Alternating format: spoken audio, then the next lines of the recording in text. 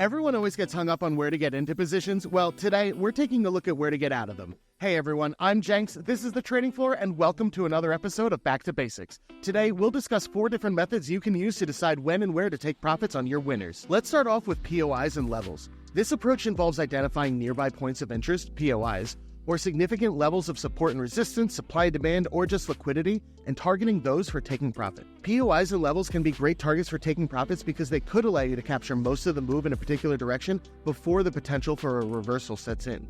There are downsides though. Utilizing levels and POIs can introduce a lot of discretion to your trading, which can make data gathering through backtesting a bit more difficult. Also, generally speaking, if you target levels or POIs for taking profits, you probably want to stick to the closest relevant level that gives you a reasonable risk-to-reward scenario. This is also referred to as targeting the low-hanging fruit. Now let's talk about using a fixed risk-to-reward. With this approach, you determine your profit target based on a predefined ratio relative to your initial stop loss. For example, if your stop loss is 50 pips away and you're aiming for a 1-to-2 risk-to-reward ratio, your profit target would be set at 100 pips. This method helps ensure that your potential reward outweighs your risk, even if not all trades are winners. Make sure that you test for multiple risk-to-reward scenarios and expect that the higher you push your reward, the lower your win rate will drop. Some traders prefer to use a fixed amount of pips or points as their profit target, so let's talk about that. This straightforward approach involves setting a specific numerical value as your target regardless of market conditions or volatility. For example, you might decide to take profit at 50 pips regardless of whether the market is trending strongly or even ranging. While this method lacks the flexibility of adjusting to varying market conditions, it provides a clear and consistent framework for profit taking. Targeting a fixed amount of pips or points for a profit target regardless of market volatility isn't generally encouraged unless you have the data to back it up. If you want to target 10 pips or points every trade no matter what, you just have to go test for that. Lastly, let's talk about trailing stop losses. Instead of setting a fixed profit target, a trailing stop loss dynamically adjusts based on price movement.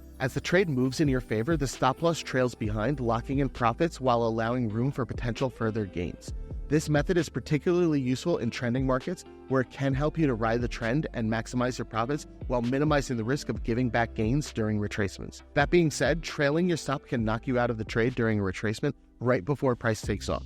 It's another method to test out to see if it fits your risk appetite. Take these profit-taking tips to replay mode and get testing. Find out what works best for you and get your data. Let me know how the testing goes down in the comment section.